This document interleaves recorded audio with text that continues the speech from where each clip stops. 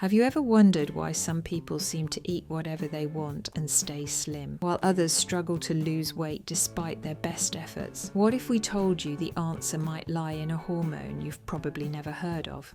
Hello and welcome back. Today we're diving deep into a fascinating topic that might just change the way you think about weight gain and obesity. We're talking about leptin resistance, a hormonal issue that's been making waves in the scientific community and could be the missing piece in the weight loss puzzle for many people. Now we know what you're thinking. Leptin resistance sounds like something out of a sci-fi movie. But stick with me, because understanding this concept could be a game changer for your health journey. Let's start with the basics. What exactly is leptin? Well, leptin is often called the satiety hormone or the fullness hormone. It's produced by your fat cells, and its main job is to tell your brain when you've had enough to eat. Think of it as your body's built-in portion control system. Sounds pretty great, right? But here's where things get interesting. In a perfect world, when you've eaten enough, your fat cells would release leptin, would travel to your brain and say, "Hey, we're good here. No more food needed." Your brain would then trigger feelings of fullness and you'd put down the fork, satisfied with your meal. However, for many people, especially those struggling with obesity, this system goes haywire. Their bodies produce plenty of leptin, in fact often more than people of normal weight, but their brains don't get the message. It's like the brain has earplugs in and can't hear leptin shouting, "We're full." This is what we call leptin resistance, the science behind intermittent eating. Now let's get a little nerdy for a moment. Don't worry, I promise to keep it simple. Really interesting things start happening in your body. Insulin levels drop. Insulin is like a storage hormone. It tells your body to store energy from the food.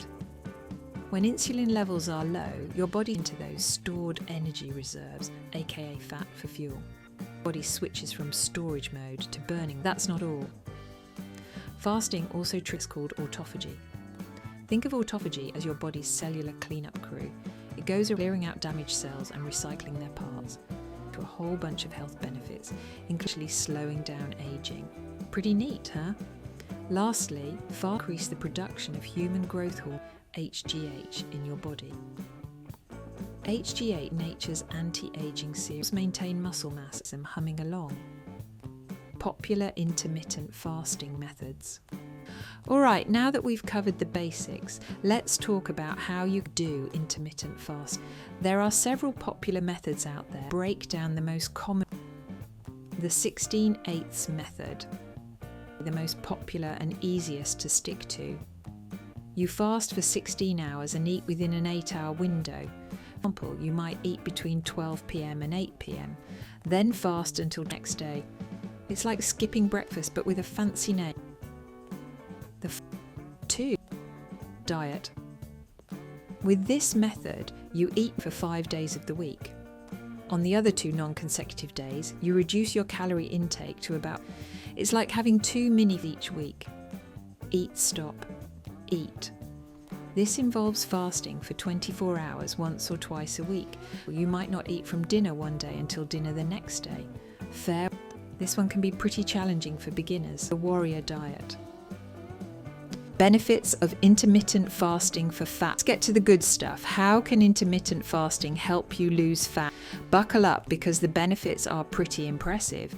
First and foremost, intermittent fasting can be a powerful tool for weight loss. By limiting your eating window to consume fewer calories overall. Plus, as we mentioned earlier, fasting puts your body in fat-burning mode. It's like giving your body a nudge to start using those fats. But the benefits don't stop at fat loss. Many people report increased energy levels and mental clarity while fasting. It's like your brain kicks into high gear. This might be an evolutionary adaptation. When food was scarce, we needed to be sharp to find our next meal. Intermittent fasting has also been shown to improve insulin sensitivity. This is long-term health and can help prevent type 2 diabetes. It's like tuning up your body. Another big plus? Intermittent fasting can help preserve muscle mass while you're losing fat. This is crucial because maintaining muscle keeps your metabolism revved up, making it easier to keep the weight off in the long run. Lastly, many people find intermittent fasting simpler. There are no complicated meal plans, you just need to watch the clock. This can be a game changer. Complicated meal plans or forbidden foods, you just forbidden. This can be a game changer. Complicated meal plans or forbidden foods, you just need to watch the clock. People, this can be a game changer. Complicated meal plans or foods, you just need to watch. People, this can be a game changer. Complicated meal plans or forbidden foods, just need to watch the clock. For busy people, this can be a game changer. Complicated meal plans or forbidden foods, just need to watch the clock. For busy people, this can be a game changer. Complicated meal forbidden foods, you change. Complicated plans or forbidden foods, you changer. Complicated meal plans or forbidden foods. Complicated meal plans or forbidden. How to start intermitting. Alright, so you're sold on the idea, ready to give it a try. Awesome. Before you jump in head, talk about how to start intermittent fasting the right way. First things first, start slow. If you're used to eating every few hours, 16-hour fast might be a shock to your system. Instead, try pushing your breakfast back by an hour each day until you reach your fasting window. It's like easing into a cold pool instead of cannonballing in. Attention to what you eat during your eating window. Just because you can eat anything doesn't mean you focus on nutrient-dense whole food. Think lean proteins, healthy fats, and veggies. This will help keep you full and satisfied during your fasting periods. Hydration is key when drink plenty of water and feel free to enjoy black coffee or unsweetened tea. Curb hunger and keep it. Just remember, no added your fasting window. To listen to your body. If you feel weak, dizzy, or unwell, it's okay to break your fast. Fasting should make you feel good, not miserable. Lastly, be patient. Your body might take time to. Common mistakes to avoid. Let's talk about some pitfalls to watch out for. Even with something as simple as intermittent fasting, there are a few common mistakes that can trip people up. One big mistake: eating during your eating window. Remember, intermittent fasting isn't just to binge on junk food. If you consume excessive calories during your eating period, you might not see the fat looping for. Another mistake is not getting enough nutrients. When you have a limit window, it's crucial to make those meals count.